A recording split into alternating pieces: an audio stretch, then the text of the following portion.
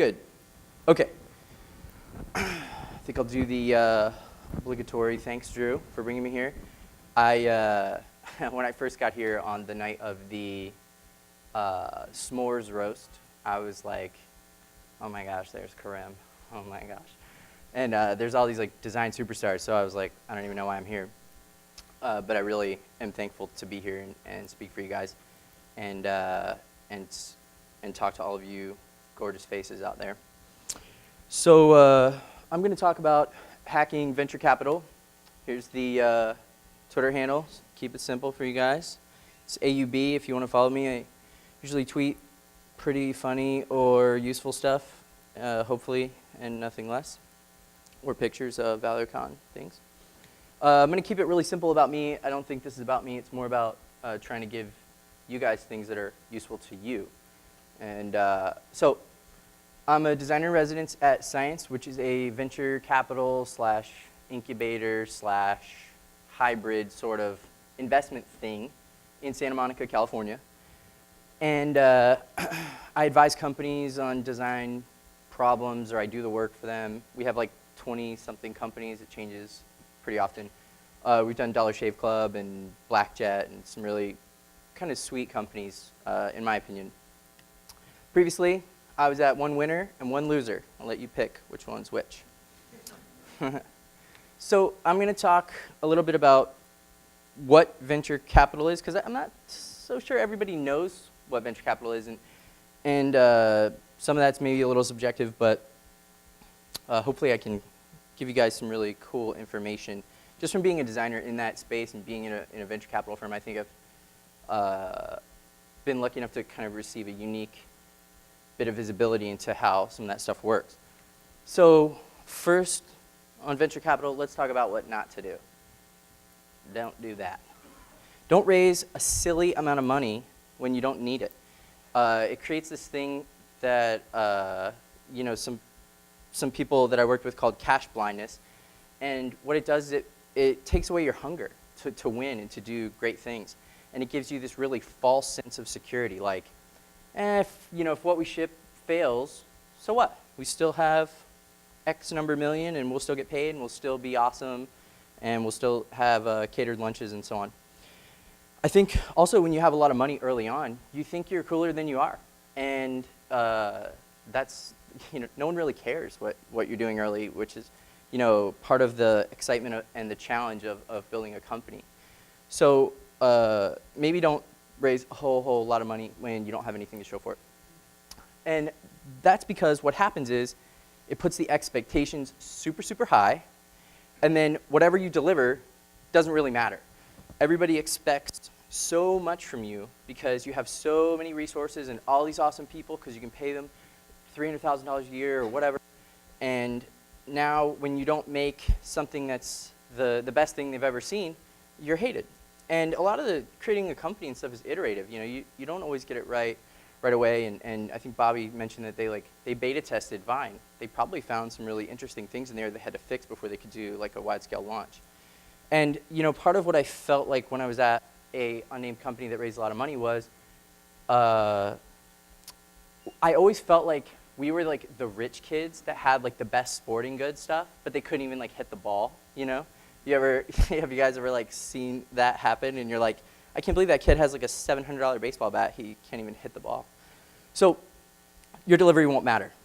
So, let's go back for a second. Yeah, so let's talk about what venture capital looks like. It's not just money. And if you think it's just money or that's your impression, and you take that, that's really bad. Like, you don't just want money and then like show us what you built. It comes with a lot of other really, really interesting things, and it should, like advice and resources and access to people that you might not have necessarily had access with, or they won't return your emails or whatever. And the most important thing to kind of piggyback on that is that it's about connections. I think there was some presentation earlier this week about how venture capital is always in the news, and you never hear about the guy who makes $200,000 a year doing a company. Well, that's because they're so connected. Like, they get all the favors, they get all the hookups, and that's the world that exists. You can try to change it, and that's hard. That's really hard to do. But, and kudos to you if you can pull that off. But the world that exists today is a world where there's favors and there's press and things that happen because of venture capital. And I think that if you can leverage that to your advantage, that's a good thing. The other thing that I think that you get from venture capital is the ability to grow. Maybe some of you in this room have even experienced this, where you make something really, really cool. You're so jazzed about it. Maybe it's for like design community or whatever. You launch it, and then 16 people use it forever. And you're like, what happened? I thought that was the coolest thing. It was built for me. I'll talk more about building for yourself a little later. I have some things to say about that. But one thing I've seen in a venture capital firm is that they really understand how to grow a product. And as designers, we want to help people, and we want to make things that make other people's lives easier, right? Like, you don't just make things for yourself. That's true of, like, if that was true, those off-screen magazines wouldn't have existed on this ledge, because Kai would produce one copy every 3 months for himself. He doesn't make it for himself. He makes it to distribute for everyone. So there's like some half-truths and some of that stuff, Another thing that maybe venture capital isn't is it's not like this like evil villain thing where they like tell you what to do with your company. There's advice, and maybe some firms are more aggressive with how they handle like delivering the advice or whatever, but what it really is it's a shared risk platform where you start, you take some of the risk, and then they add some, they throw their hat into the risk ring with you with cash. Most of these guys don't have time to run your company because they have like 40 deals going on. Like, they don't have time to think about all the little details and management. And if they have that time, maybe, I don't know, maybe that's not super great, but they care, but maybe not like the point where they're like micromanaging. I think there's like, I've heard some people say, oh man, I don't want these like people to come in and like run my company. They don't even have time to do that, and they don't care to do that, has been my experience so far. The other key thing is that some of the companies that we know and that we love were founded and grew and exist today because they raised venture capital, because they reached a point where they could not grow on their own. They didn't have the cash, or it would have taken them 15 years to gain the cash to grow in the way that they wanted to grow, to be what they wanted to be in the future. And there's a bunch of companies that have done that, like Google and Apple. And a little history lesson, even the good old US of A funded the Industrial Revolution with venture. You can do your homework on that, but if we didn't have the cash to put that together, we might be wearing, we'd probably be having tea time right now or something, right? There's another piece about venture capital that I wanted to talk about, which is this. This is a picture of a guy washing his car in the pouring rain, right? And that's like the synopsis to me of dumb money, or butt heads, maybe as Bobby would say too. The thing that you want to do if you choose to raise capital is to find the perfect mix of advice and value and cash in exchange for your equity or equity retention. And you don't want someone who's just going to give you a bunch of money and take a bunch of your stock and hope you do well out there, and we'll meet, very infrequently for board meetings once every 3 months or something. Another thing that's important, I think, is I actually found a photo of what 100% of zero looks like. And it's right there. And there, again, to kind of pick on some other presentations where they gave out a scenario where you gave a lot of your company away and you ended up with only a couple $1,000,000 at the end. If the product fails and you didn't raise money, you still failed. It's still zero at the end of the day, right? Like you own the whole sucky thing. That's awesome. And I think that's great, but I don't know if that's like what we want to do as designers, is just like make these things and spend our time, which we can't renew, making stuff that never helps anybody because we didn't know how to grow it. I think if you fail because you refuse to sacrifice, that's like some sort of like exponential fail, in my opinion. So another key point, I think, is that you do not have to give away 80% of your company to raise a lot of money and do really well. And that's where there's a photo of that guy. He still has more than half of his company, and he's raised almost $1 billion. which is a lot of venture capital money. If you have your stuff together and you can meet your expectations and you have something that has high value, and I'll talk about how to kind of generate value and form a deal that fits what you probably want versus like giving 80% of your company away, which is really sucky. I think if you have your stuff together and you make good on your promises, you don't have to give away 80% of your company. And if you did and you're in the audience, like, I'm really sorry that you did that. It gets better, you know. So here's what we call these things oh, that's that old project that I had. Yeah, that old project. It's really just a failure. Boom, right in the ding-ding there. And that's what it feels like when you fail, right? You know, like, man, that really stinks. Sometimes, you know, I think I'll continue to ramp up on this, like building it for yourself, and maybe you didn't test it, or you didn't test the waters on things before you made it. You just thought, oh, that's a really cool idea, and I have that problem, and two of my friends at lunch had that problem, so that's a real global problem now. So let's talk about, you guys remember this? Mousetrap, I found this thing, and I think like sometimes what works is like this, like you gotta have all these like pieces moving together, and I just thought Mousetrap was a good kind of visual for that. So I'm gonna go in like reverse chronology. I'm gonna start with the most important thing, and then taper off to the thing that kind of matters less, but still matters. Here's what used to work. Used to get some guys together that were all super cool, really great. Oh, let's make this thing, you know, Widgets Co. Let's go around Silicon Valley. Let's talk to all the guys, get the best deal, pick the best investors, get a term sheet money. That doesn't work anymore. Or it does, but the deals are really lopsided, and it sucks if you're an entrepreneur. Really awesome if you're a venture capital guy, because you get to own like Shark Tank level crappy deals for entrepreneurs. Okay, so here's what works now. I'll start with the most important thing and go backwards. This is the super secret sauce. It's traction. If you do not need money, this is an obvious thing. If you don't need money and you raise it, you're obviously going to get a better deal. Now, that you might hit a point where you need to grow fast. You can continue to Untapped, right? I don't know if that guy's here. That thing's doing fine, right? Like, it's getting users. People are going to keep drinking beer. It's awesome. But he might want to see it go like really high, and he can't do that without capital.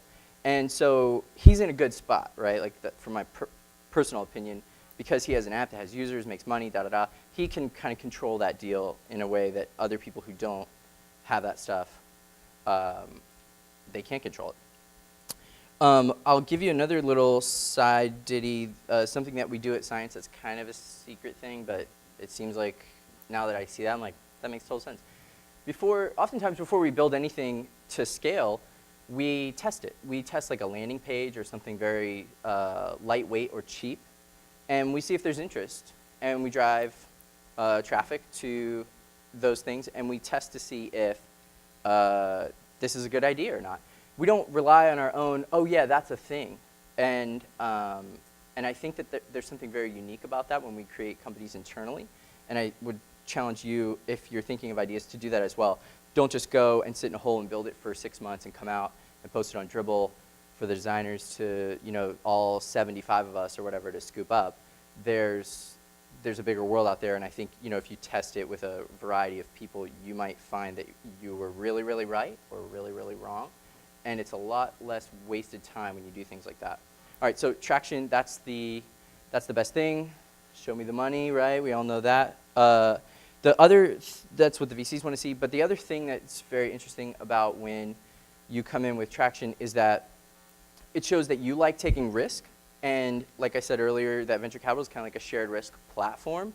It's easy to come in with nothing and be like, give me money, spray money on this thing, and it'll just work. That puts all the risk on the investor, and they think they're going to take all your company when you do it that way. If you show that you like to do testing and you like to jump in on the risk and the value bit, I think that it puts you in the absolute best seat to negotiate your deal with multiple people. And without it, you're kind of like, let's just see what we can get. And that's not as great, because then you end up with a situation where you give away most of your company. Like, again, Shark Tank, that show is so weird that people give like 70% of their company for $150,000. I'm like, man, I'll just like sell my car or something. Like, please don't do that. I'll give you the money. I want to like yell through my TV at these folks. All right, second most important thing from traction is team I think everyone knows that that's critical, but that really good people can work on bad ideas and jump out of them and then make them good ideas or whatever, all that. But I think the cool thing that I wanted to share with you about founding your team is you probably already know your co-founder, right? Like you shouldn't sleep with strangers kind of thing, right? Like you should know what's going on with who you're going to spend most of your time with. And you already know the people that are really awesome and that you want to work with. So when and if you decide to form a company, and hopefully I can convince you to do that by the end of this presentation, but that's just so critical. Like you already know your co-founder, you should really start working with that person more often and being around them more and trying to plant the seed if they don't already feel like it's a good idea to kind of jump out of the corporate slog and do something really cool. And then the last thing in order of importance is product. Oh yeah, that's like 1996 Chicago Bulls, really good team. I don't really even like basketball, but I'm like, that's an awesome team. And then this is kind of where I get on the build it for yourself rant, I guess. I won't go too crazy with this, but look, like as designers, we know what we want, right? And we already know the ecosystem and kind of all the ins and outs and what the strategies look like to charge for and how to market it and all this stuff. And I think that that's like super comfortable for us, right? Like we know the design community, we know what they'll like and what they're interested in, and we know what we can solve for ourselves because we're there all the time. We can ask ourselves the questions and do the research. But what's really hard is designing something that's not for yourself. That's for people that you don't know every in and out about.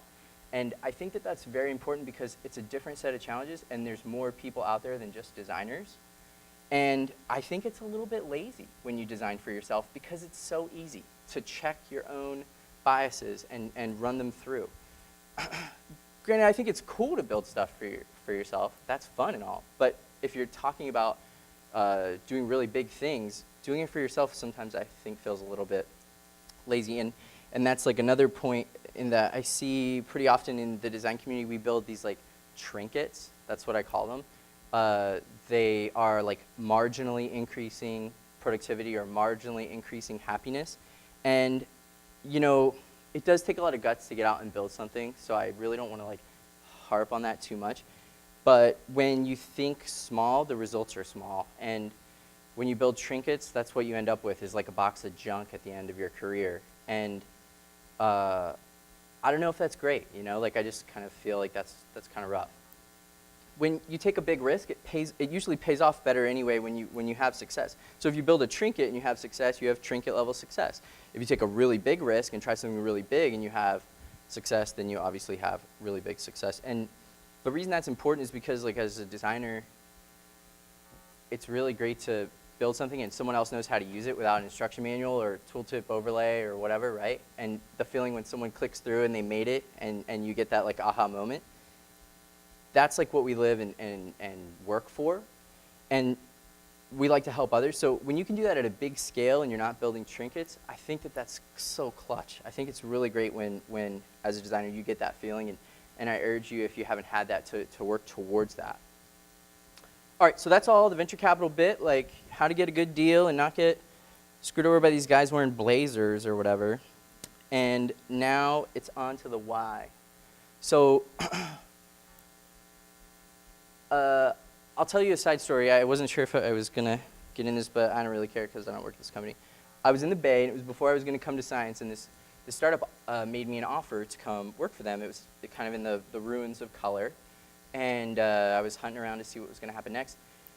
And I had quite a few meetings with the CEO, and they told me how important design was to their organization and how they wouldn't succeed without design and how the user experience has to be perfect, and in this very competitive landscape of great design, it had to be exceptional, and they only wanted the best. And then I thought, well, why are you meeting with me? I'm just like a regular guy. And but I think they thought my work was cool or something. And then I got an offer, and they offered me 1.5% of the company. Now, for most of you, you're like, that's pretty cool, right? But for this song and dance about how great design was and how big and critical it was, and I'm the first and only designer, and no one on the team knows how to design, 1.5%, that's the equivocal value. And I said, how'd you end up with that number? 1.5%, it seems so low. And they said, well, we talked to our investor, and they had a spreadsheet of what all the designers in the Valley that they've funded have. And I thought, that's disgusting.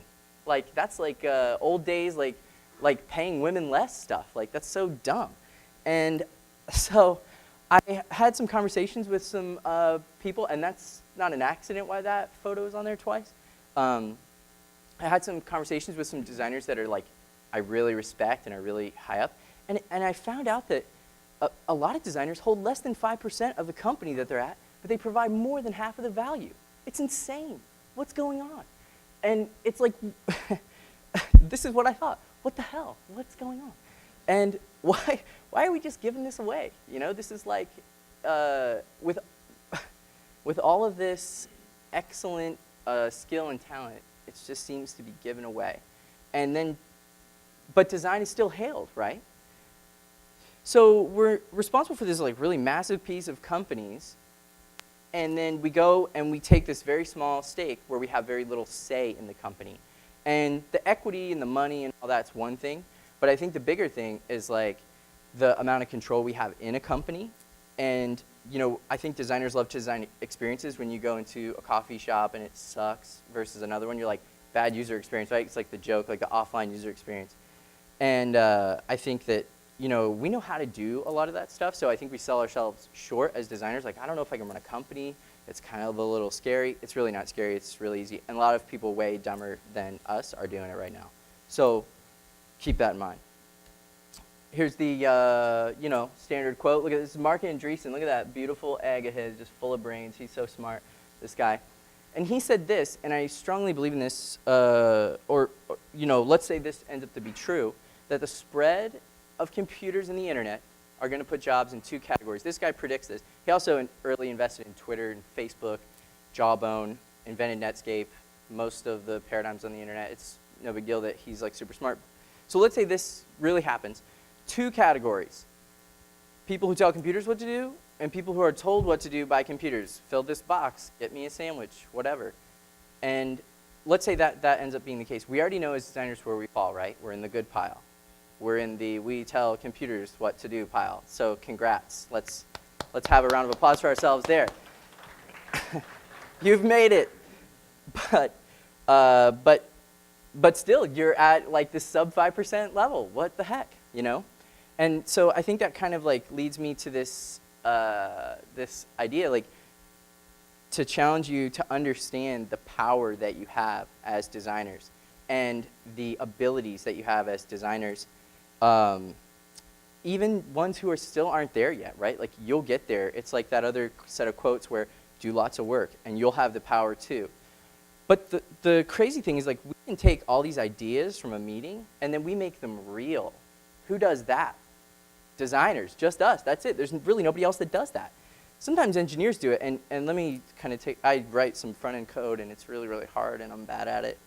And I really respect engineers, so it's not like, designers rule the world. And engineers are nothing. They're there, right there with us in the trenches. And I think they've had their day, too. They've founded companies, and they've held large stakes of companies, and I think it's time for design to do that. But the power is that we hold at least half of any execution, and like if somebody like fumbles around and messes it up, like they don't get another shot, so they trust us and they bring us to their companies, and they give us like these little kind of silly amounts of equity, but we have to make it awesome. So given that we have this crazy power, I really do just kind of want to like head on, like, really just don't make trinkets, because it's really wasting your time, I think. And if you don't like to hear that, you know, I'm really sorry. But I think that there's just so much with that power that's being wasted, and at least hopefully somebody in our industry says it to each other, like, please just aim big, you know? And I think one of the things is that we really like Steve Jobs and Apple stuff because everything is designed. And this kind of gets back to the point, like, you can design a company. Like, they design everything from their own campus, which is beautiful and probably going to be like just absolutely stunning and quite an interesting probably design trap to get a lot of really talented people to go work there because they want to work in this sweet building. But this guy designed everything from, you know, how it works in the store and how you check out with the swipey thing and all that. Like, we love that. And he wasn't even a designer. He just told designers what to do, right? So you can execute on all that stuff as designers. You can articulate that vision in your own company. And you don't have to let a Steve Jobs rule over you. You can be in charge of your own company. And so I think when we often think, like, well, why this way and why not that way, is kind of a call to do that. And so the last thing I really kind of want to say is like, why don't you do that now, you know? You probably know your co-founder, and you're probably making someone else really well off. So aren't you tired of that? That's it.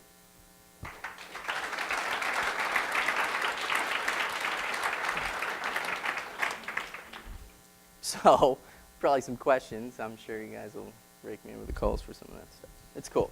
It's cool, though.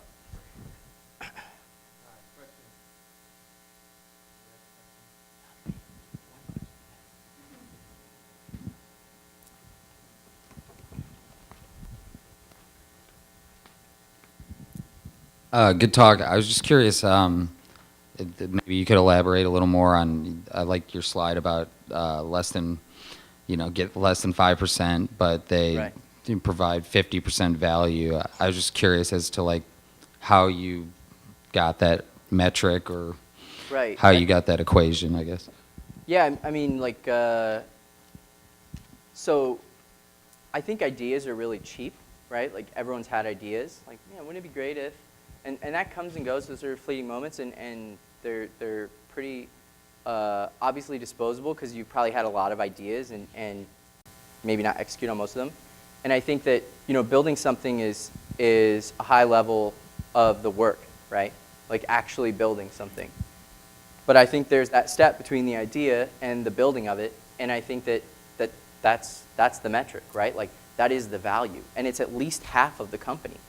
That's my opinion, right? I don't have like a spreadsheet that computes live real-time designer value or whatever, but there are a lot of products that work just on execution, right? Like Craigslist looks super nasty, but it just works or whatever. But those are pretty few and far between. Like, that's like the kind of the whipping boy, I think, of execution versus like design. So I just see that it's like continues to be the bar. When an app has a crappy user experience and people can't figure it out, they delete it and they don't use it. And when it has a great one, like Vine, for example, that's that one. I worked on trying to do live video for like a year, and then they did that one interaction, and that's the deal breaker. 6 seconds and tap to do the thing. We were doing real-time live from phone to phone, live video through your Facebook, which is an amazing technology thing. People were like, whatever. Like we just didn't do that execution really well, and I think that that was, a failure. It's obviously sad, but hopefully does that answer your question? Cool. Anyone else have a question? Cool. Thanks, Aubrey. Yeah, the one last thing. I'll put, if anybody cares, I'll put like some of the points from this slide on a URL, and I'll tweet it later. So it's just at AUB is my Twitter handle. So if you care about any of this and you do want to start a company, maybe some of this stuff can help you along your way and kind of give you some like milestones to get through. Thanks so much for your time.